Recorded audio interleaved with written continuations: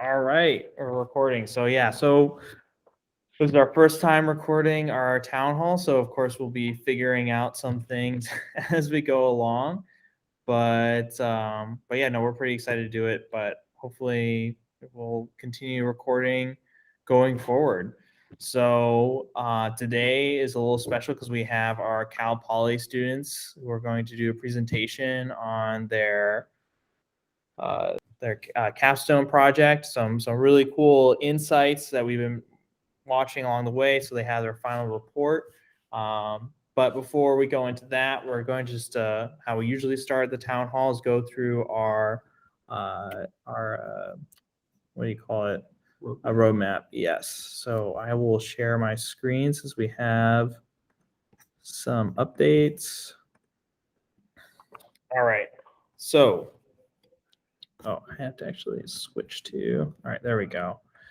So, the big update for this week is that message board is going into code review today and actually should be merged into master later today.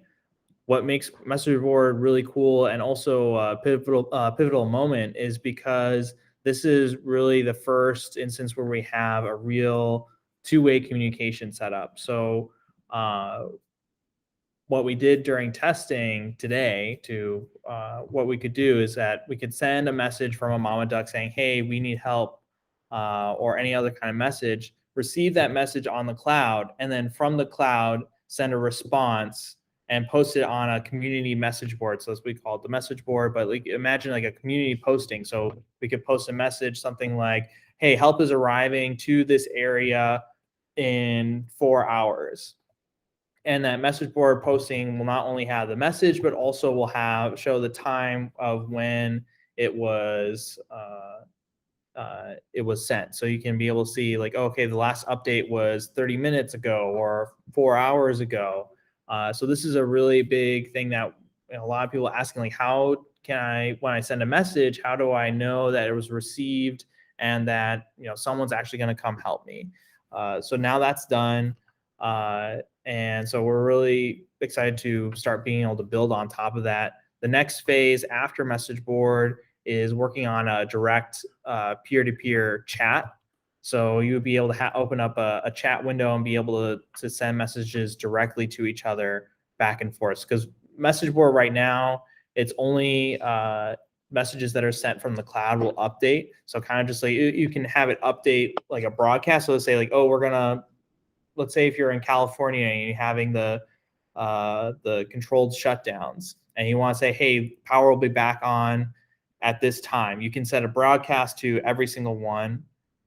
But a chat you would be able to send from mama duck to mama duck.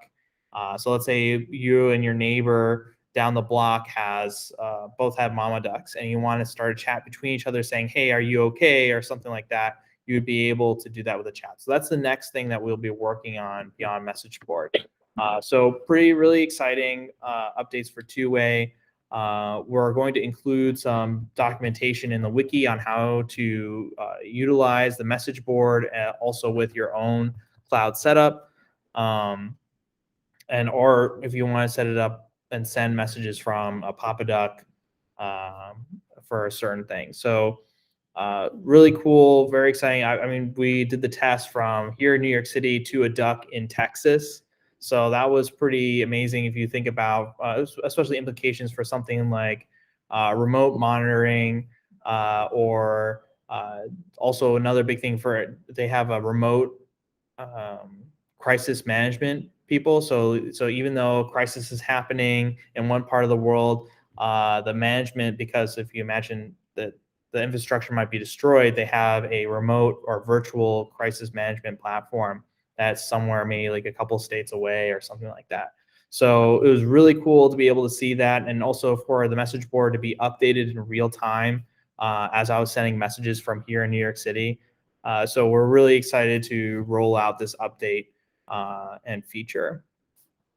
So that's the main update from CDP today. We're also V3. The Travis had to go a little bit of back and forth on the Travis build because we changed the file structure a little bit. So that's you probably saw a bunch of commits that were happening related to Travis. But now that it's finally working, we can do the full V3 release with the patch notes. So that will also finally go out today. So I think that's it for roadmap stuff. Anyone have any questions on that before we move on to the capstone project?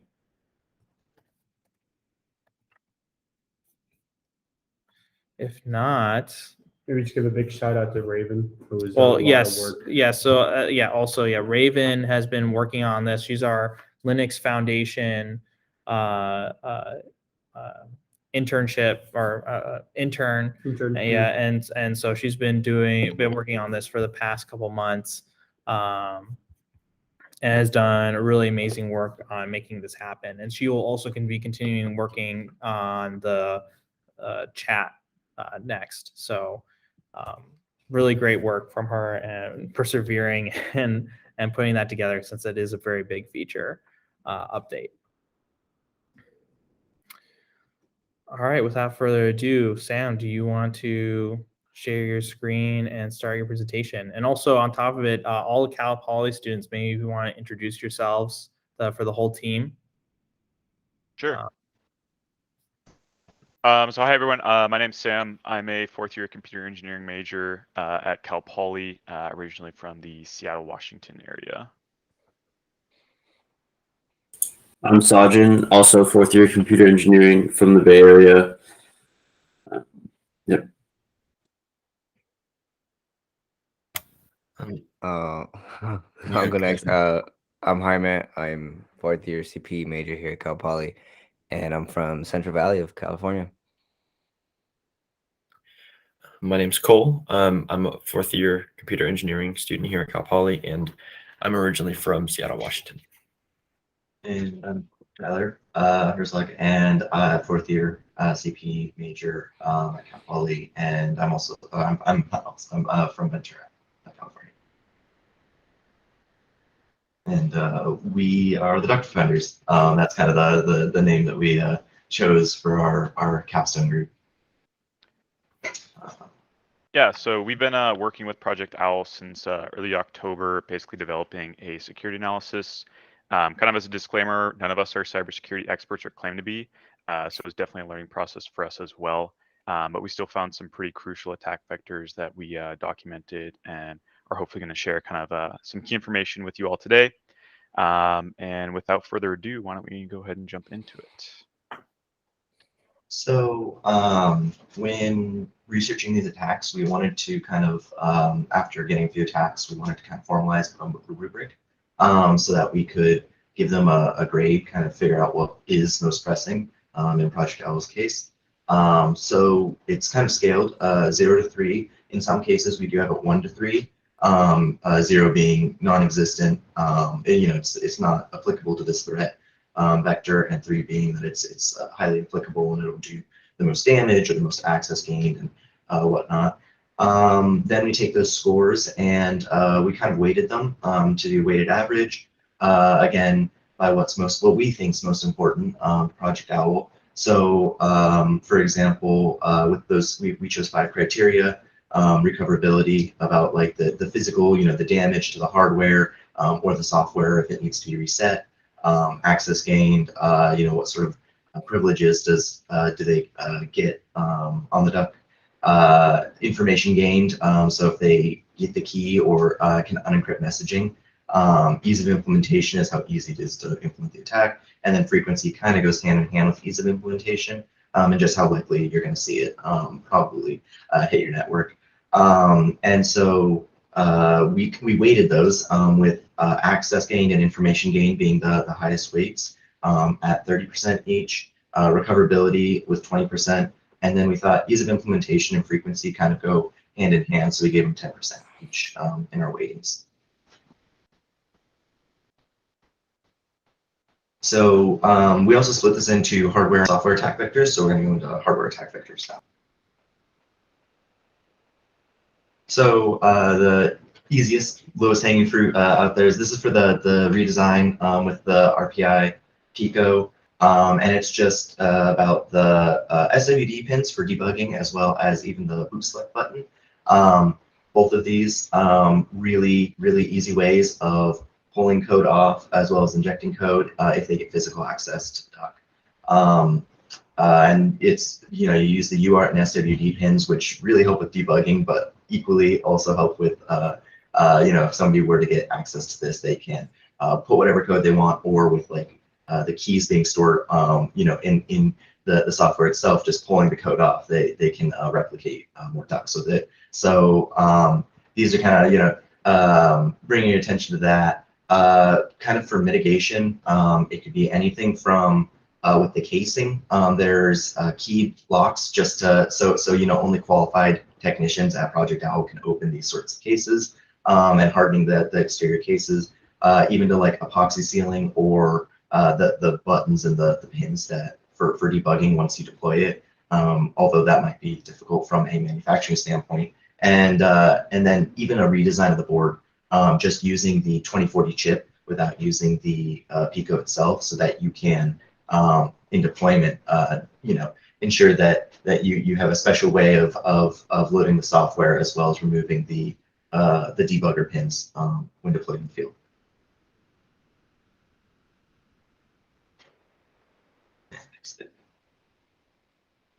So then timing attack is more general, not to the RPI Pico's case. And this is kind of hardware and software, but it's a type of side channel attack. And basically, for the most part, Project Owl is actually already covered on this front for their inputs, their messaging inputs. But basically, in theory, somebody would put various inputs into the messaging application, or even for logging credentials, and then basically measuring the output, whether that be like the output from the LoRa radio antenna, just seeing how long it takes to encrypt these various length inputs, and from there you can actually use cryptographic techniques with that to kind of really help make finding the encryption key pretty trivial. And this is kind of dependent on implementation, and compilers can actually try to optimize your code and end up affecting it adversely by making your basically your encryption or your inputs data dependent. So the message length does matter to how long it takes to encrypt.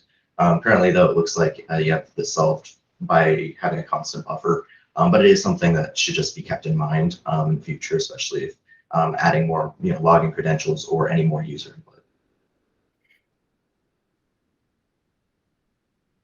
So another hardware attack is called serial monitoring. We noticed that specifically with Project Owl's mesh network, that if you can get a hold physically of, say, a mama duck or a duck link, you can actually plug into the port and connect that to your laptop or computer, and just open a serial monitoring software.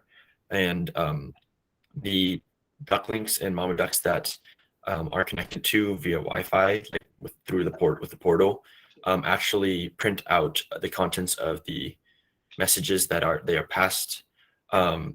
So that, I would say, gives a lot of, it's a pretty easy attack to conduct, and also gives a lot of information, especially if these ducks are becoming kind of a bottleneck and carry a lot of traffic with them. However, the functionality of the ducks isn't affected by this attack at all, so there's no recovery needed.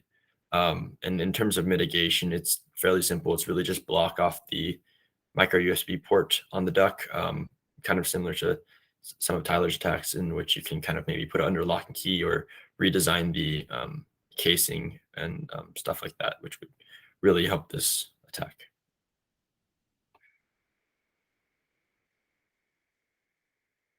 All right, the next attack is fault injection. So using fault injection, you can actually obtain the flash encryption key and the secure boot key from the ESP32.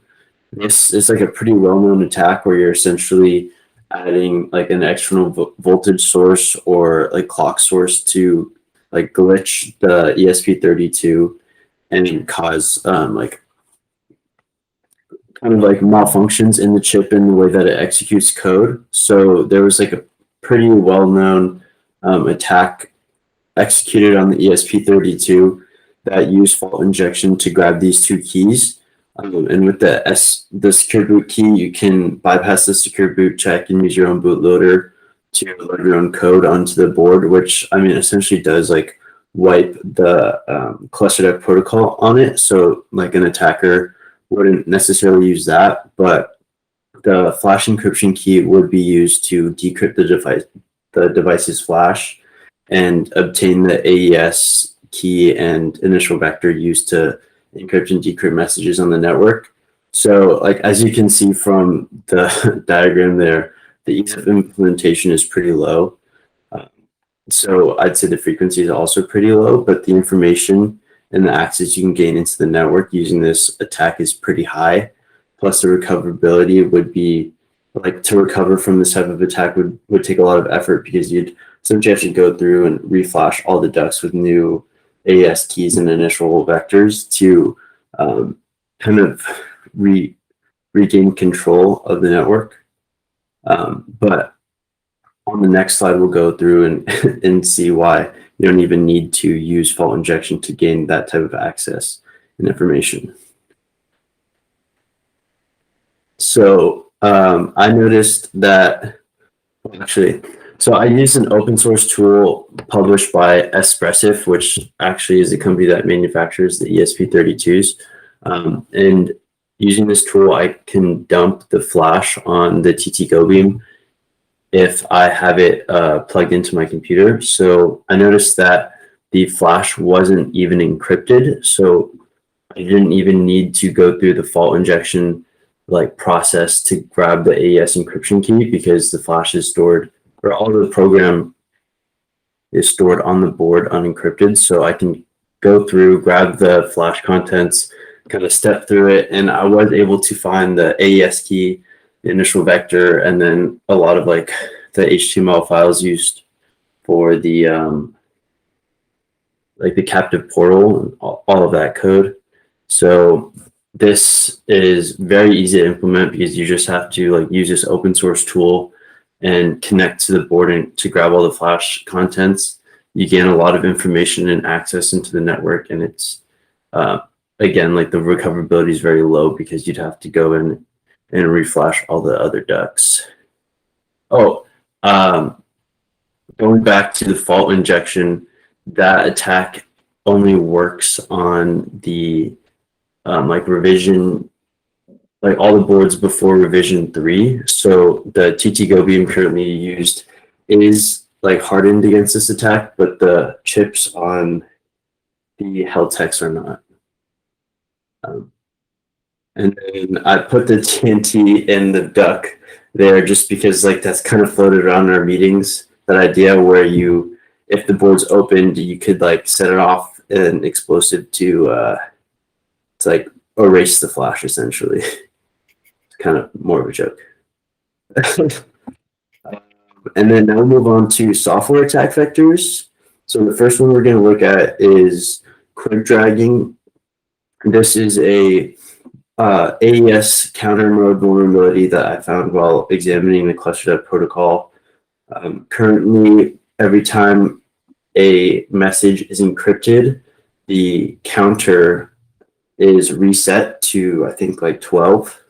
So like the first block of each message is always being encrypted with this counter that's 12. So ideally, you want this counter to constantly increase.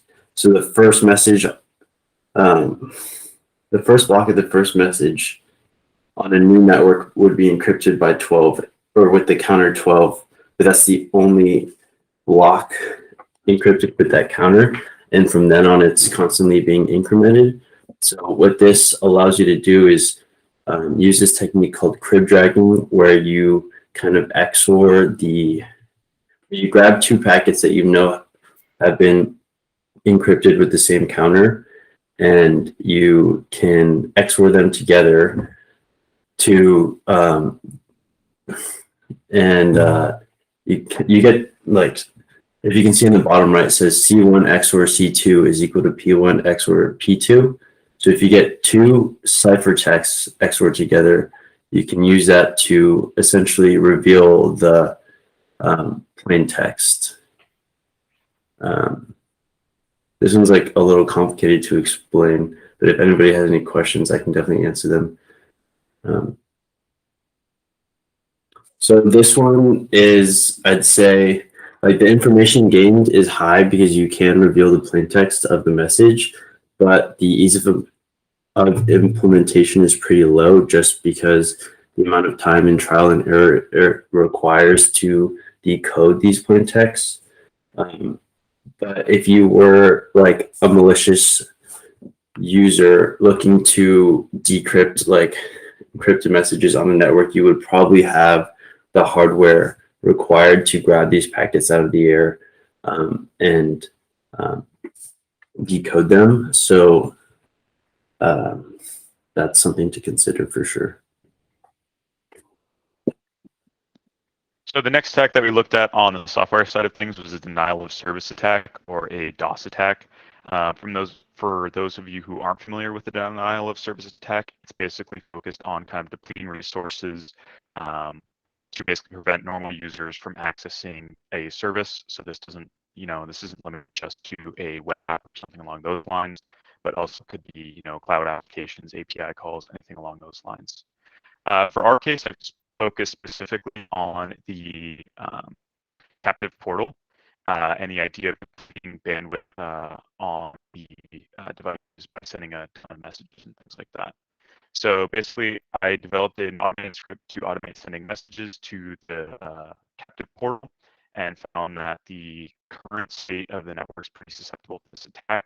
If I send a bunch of messages one after the other, it can cause the network to crash or the device to crash, as well as if I send any more than 4 messages using processes at the same time, it can also crash the TT-Go T-beams. Obviously, this depend on the network setup you have, but it's still something worth testing. In terms of the rubric that we talked about, you don't get a ton of access gained or anything along those lines. However, it is a pretty easy attack to complete. So if somebody malicious wanted to perform it, they could perform it pretty easy as it is right now.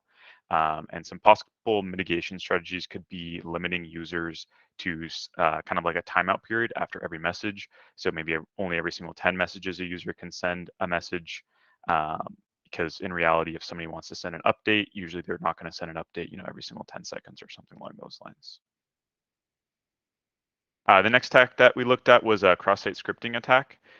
This is basically a form of code injection and can come in 2 different forms, stored and reflected. A stored cross-site scripting attack is one where you basically upload code. So think of it as something like a blog or something like that, where you can inject a script that way. Reflected is where it immediately performs the attack on the attacker's computer. So something like a search query to break out of the query and then basically view more information. For the CDP, I was focused on using a stored cross-site scripting attack and basically uploading a script through kind of a message. So basically the idea is when a user would load the page and somebody's on the DMS or something like that, the script would run and then basically give them access to different things or completely prevent the administrator from being able to read messages. If you see down here on the bottom left, though, what currently the OWL DMS is using is HTML entity encoding, which is the OWASP recommended way of dealing with it, where basically instead of uploading HTML special characters, they're actually encoded in a certain way that prevents them from being able to perform kind of an attack. So in the bottom left, you can see a successful attack where basically, in this case, it's just a button as a script, but you could imagine this could be any form of, spam of alerts, redirect, something along those lines. But currently with the DMS, it's encoding those greater than less than into ampersand LT, and then it's terminated with a semicolon. In terms of mitigation methods, definitely just using the HTML entity encoding and keeping this in mind if there's any more developments in terms of other ways to upload messages or data management services in the future. For this next attack, it was just us testing the captive portal and the formSubmit URL. Basically, Fuzz testing was just testing it with the input fields with a bunch of different excessive like data or unexpected or even malformed data. just to see if there's any faults within the system. And as you can see, there's some of the examples I put of the things that we tested. And for the most part, the network was able to handle this. Besides, if you send data over 100,000 bytes or characters, it causes overflow error, stack overflow error, that basically causes the duck to reboot. But for the most part, I mean, it reboots and then it still functions normally. But in the case where it didn't reboot, it could have led to a malfunction in the program that caused it to not work anymore, or even someone could be able to input or execute malicious code. So for a recommendation to mitigate this, I would say double check uh the code that you used to get the data. So make sure it performs a buffer check, because I know there's it gets and f gets. The difference between those two is that one of them performs a buffer check, and it wouldn't lead to this error, and then that overall the duck wouldn't need to reboot it. I'm not sure where in the code where the data is grabbed from, because I was trying to search it and I couldn't find it personally, but that's something to be checked just to make sure that this error isn't thrown. And then for the next test, we sent a bunch of invalid packets to the formSubmit URL through a automated Python script. And basically, I noticed it needs to have a certain packet structure with a key and a value pair for the client ID and the message. So I did a bunch of different tests with different key value pairs, or even parameters where there wasn't a key value pair. It was just like an integer or a letter or something, or even nothing. And for the most part, or for all the part, it was fine. Didn't cause any errors. The only thing that I noticed was when you send a valid packet, it returns a response code of 200. It's okay. But when you send, I think it's a packet structure that doesn't have a key value pair. I think on the bottom, for example, the parameters are 1, 2, or a string and a number, any type of non-key value pair, it wouldn't return a response. So it's not necessarily a vulnerability, but I think just returning a response code, because the code recognizes the packet as unrecognized. I noticed that there was a bunch of different parameters or variables that it would recognize it as. There was invalid, unrecognized, and then valid, obviously. And unrecognized was the one that didn't return a response code, which isn't obviously not a big deal, or at least to my knowledge, not a big deal. But I think it would be better, or yeah, I think it'd be better to have that defined, just so it doesn't lead to undesirable code or undesirable outcomes later on.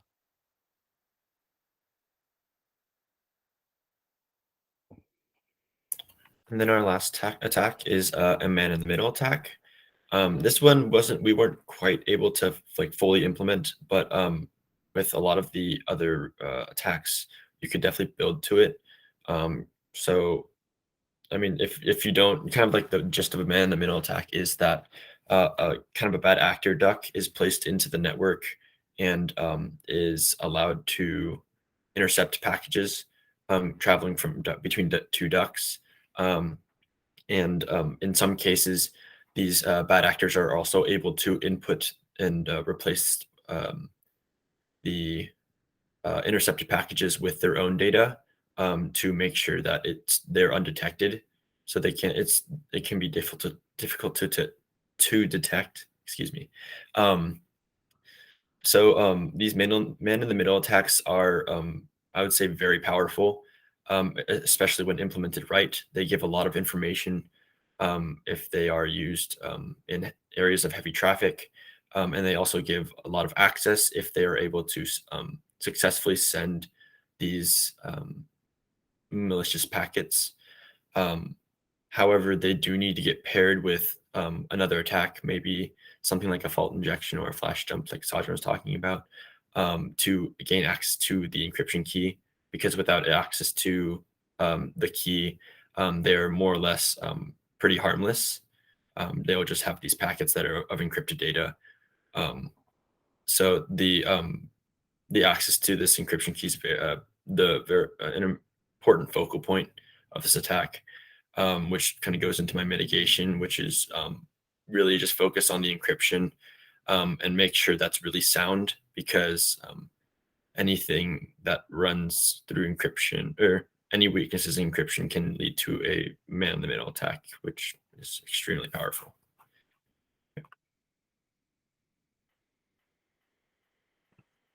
This is just a slide basically kind of explaining the testing we did where if we could automate it like with the Python scripts or basically Python scripts to test it, we wrote those scripts, and we'll also be including those in the final report that we submit, just in case if you guys wanted to be able to recreate the attack or do it like, I don't know, more efficiently. We have those, and then where we couldn't do that, like for some of the hardware attacks, obviously we just tested it manually, and then we documented that in it'll be in our final report. Just also for recreation purposes, or just to understand how it would be able to be done if we weren't able to do it. And yeah, that's basically it for this slide. So kind of continuing in terms of continuing this process of security, the best so one of the tasks would be to kind of look into creating more attacks, whether that be attacks that build off of what we've created and make more in-depth and more complex tests, or discovering new attacks that we haven't covered. I mean, security is a never-ending process. So there's always going to be work to be done in terms of testing and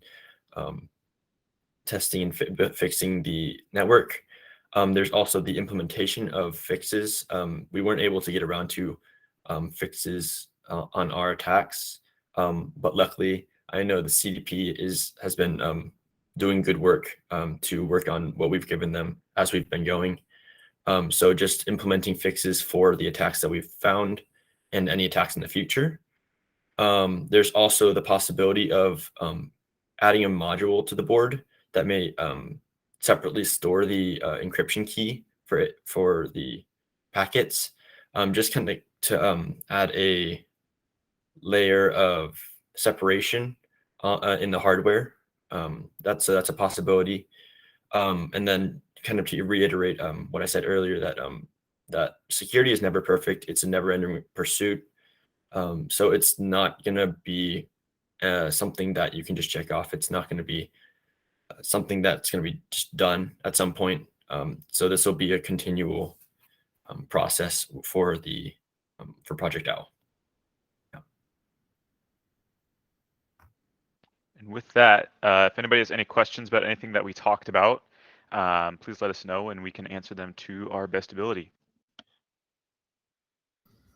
Yeah, great presentation, guys. Yeah, that was awesome. Yeah, they're really, I love how you guys went in depth about each one and how to perform the attack. And really what it is, like you said, security is an ongoing issue that's going to be constantly worked on. There will always be new exploits. But what's important is exposing them and understanding how they're done so that they can be fixed is probably the most important thing.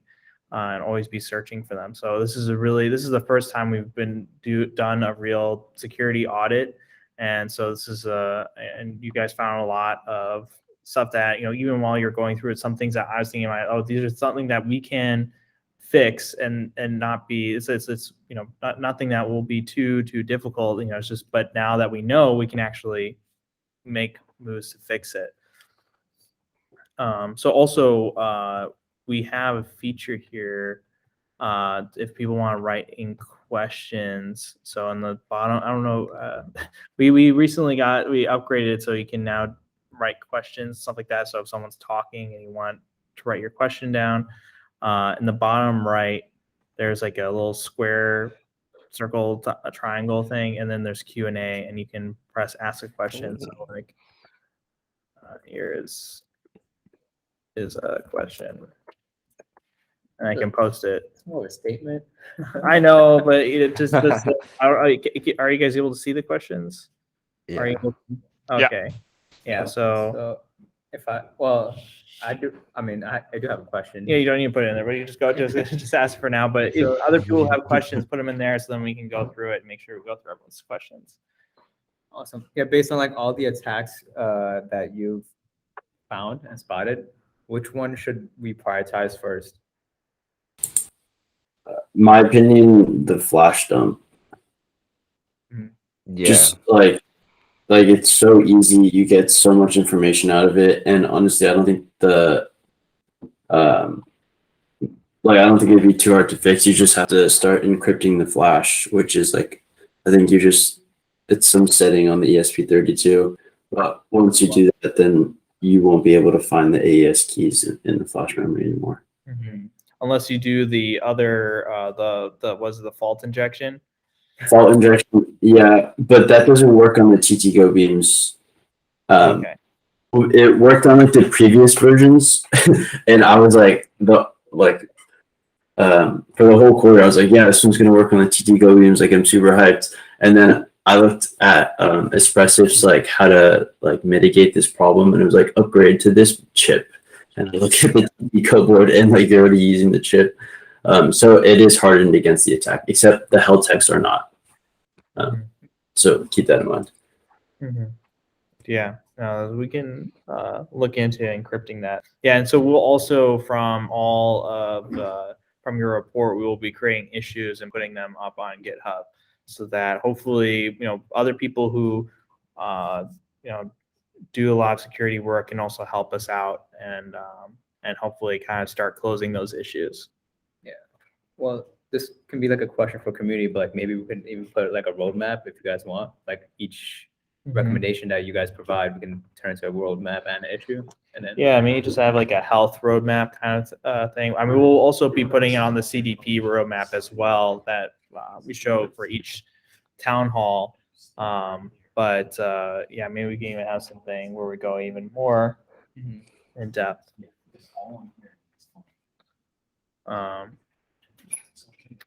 Yeah.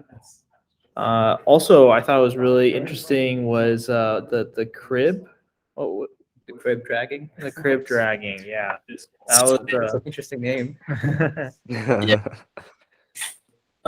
I think it's called that because like the basic concept is like choosing a common word like that's your crib, and then you're kind of dragging it along this ciphertext and XORing it to that section of the ciphertext to see if you can get any like intelligible phrase out. So for example, if I have two plain text XORed together, like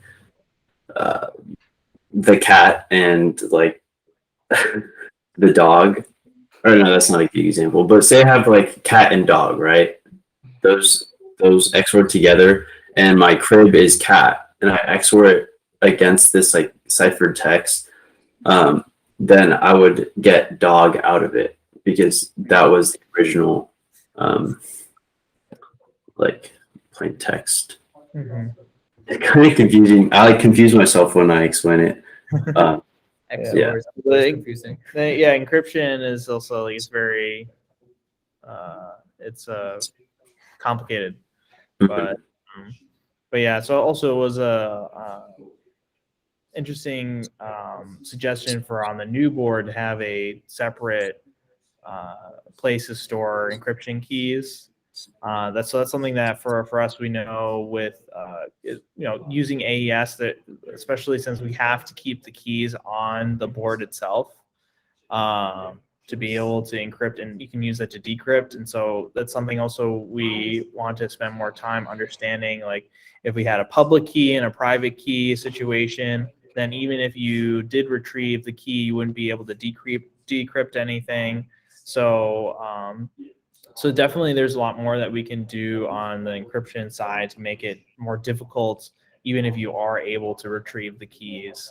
So, but it's a journey that we're going to have to continue going through developing. So, but it's good to know these issues. Any other questions? I have a question / comment. It makes me think about hearing, well, first of all, good work. It was really, I enjoyed the presentation, and I think it's really valuable contribution to the project. But what comes to mind is, because it's open source and people are going to be developing and doing different implementations, I feel like there probably should be like an ongoing, like you were mentioning, Nick, it is an ongoing process. It never ends, security.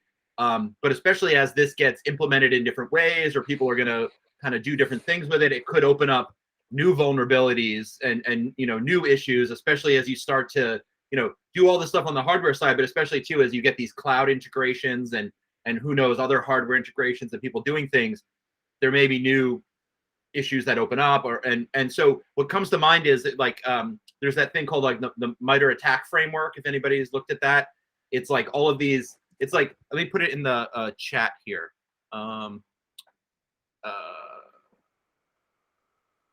I recently did a presentation for one. I'm getting an MBA. I tell everybody, and so you can hire me as an executive later.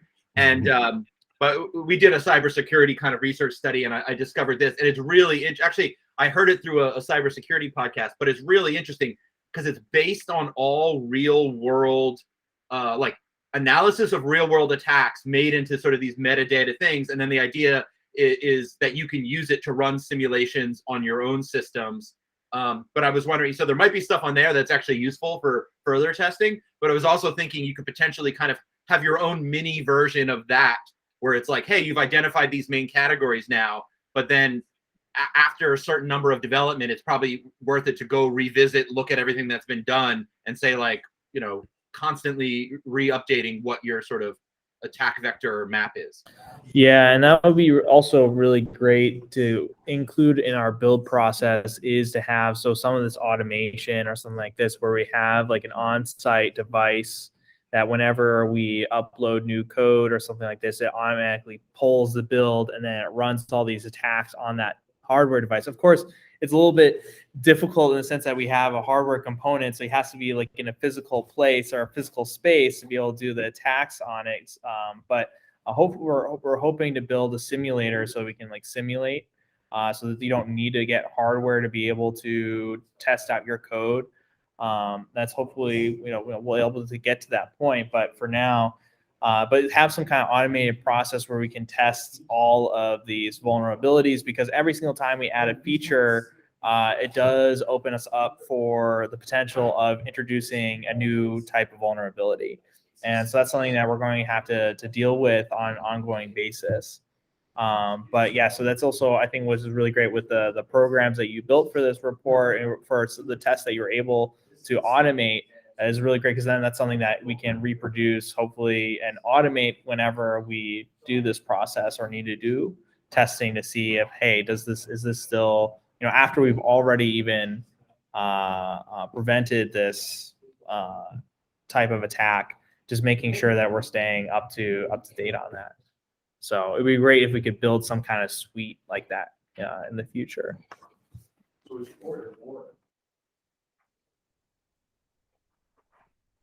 Any other questions for the CalPoly students on their project? A comment, but so I don't know. Speaking about open source, just a random comment, but for a password manager, I use Bitwarden, and it's open source. I'm like kind of questioning it now, but yeah, that's just a thought I had. Well, but the thing is that with having an open source and, especially having a community, that hopefully these issues are raised very quickly, and then all of a sudden people who are working on it will come together to fix it. All right. And that's kind of the whole idea of open source. Yes, once that it's published, then everyone runs the risk of it being used right away to attack devices. But also that's the hope, is that also causes a need for it to get fixed right away. I mean, you have also lots of other companies who will have bounty programs and they'll fix it internally and then publish it afterwards saying, hey, it's already been fixed, but here's what the vulnerability was, so please update. I've been Windows, I think, was it a couple of years ago, where there was a couple, or I think it was Windows or Intel. There were some pretty serious vulnerabilities noticed on the Intel chips, and they patched it and said, hey, you have to update your drivers right now because of the security vulnerability. And one of the reasons why it's important, even though we all probably drag out updating our computers or our OS or Google Chrome as much as possible, it's very important to update it as soon as they are available. So, yeah, so if there's not any other questions, thank you, everyone, for your report. It was really awesome, really interesting stuff. We're also so you'll be putting together a final report that you guys can share with me a little more in depth about what we can do, because that information is great, so that we can include it in the issue, saying, hey, this is the issue, and here are some potential ways that it could be solved. I think it will help people coming in to be able to figure out, okay, where do I start for solving this issue? Yeah, and sorry, just a comment. In our report, I think we should be finished up by tomorrow night, right? Tomorrow, 7 p.m. We're gonna have like more in depth, because we could only fit so much information in the slides, but like the actual breakdown of the scores, and then even we tried to get more precise definitions for how to score things. So in the future, if somebody wants to pick it up and they find an attack and they want to kind of score it for a project out use case or a duck use case, then they hopefully will be able to follow that rubric, and it's welcome to be revised if it needs it to be more general. Yeah, no, that's actually a really good idea, and we should try and figure out a way how to incorporate that maybe in our wiki, saying, hey, here were the known issues, here's the breakdown, and then also on top of it, use that as a guide. Maybe we even put in our contributing a vulnerability sheet, like how to report one, and how it how your rubric works, and that could be a standard for us going forward on future vulnerabilities that people find and how to report them. So that's a really good idea, and we should, once you have finished that report, we should try and figure out how to incorporate that with our GitHub. All right, awesome. So yeah, really amazing presentation, and also very well done. You guys did a good job presenting. Nice job. So we're getting close to the end of our time. So before we sign off, I wanted to share one last thing. A window here. So we finally have our live stream schedule finalized. So here are the dates. So we will be streaming on each of these dates. So what we'll be doing going forward is that we will have town halls every other week, and in between town halls, we will have our stream. So at the exact same time as town hall. So during those streams, we will have a curated topic that we'll be going over during the stream, but also at the end of it, we can use time to maybe talk about some updates that are going on, like for town hall, but we'll go more in depth during town hall, but also you can join for asking general questions, maybe even use it as an office hours type deal. So this is we are a total revamp of our stream schedule than we did in the past. This will be turned into a playlist called CDP Certified. So the whole idea is so that once you go through this whole playlist, that you will be fully equipped to build your own project using the CDP, as well as like building your hardware, setting up sensors, network, and everything. So this will be a learning experience for us for the first time doing this, but we're really excited and putting a lot of work into the pre-stream, so to say, so that when we go into the stream, it is very focused. But also still join us to ask questions, see where things are going, and we'll see how it goes. But yeah, any questions about stream or not stream related before we head out?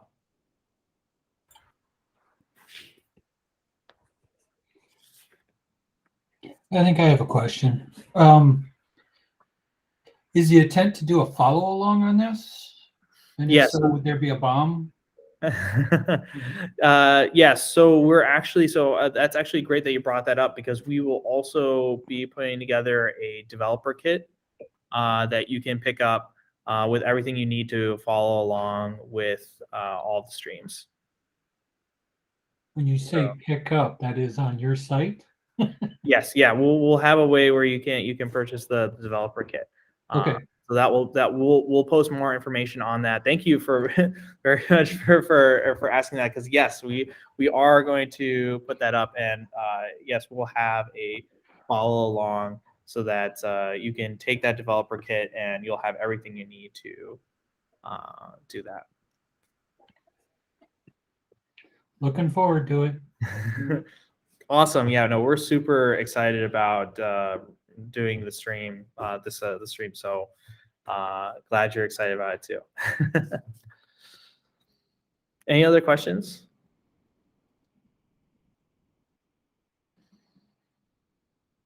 All right. So I mean, we're right about on time. So really awesome town hall. Thank you everyone for joining. We will be posting this recording in our in the Slack. I think we'll also upload it to YouTube, and so you can watch it there as well. So thanks again for everyone for joining. Thank you, CalPoly, the Duck Defenders, for your presentation. It was really awesome, and we look forward to your final report. Thank you. Great. Thank you. Thanks for having us. Thank you. See you Thanks. guys. Enjoy All right. final. Have a good one.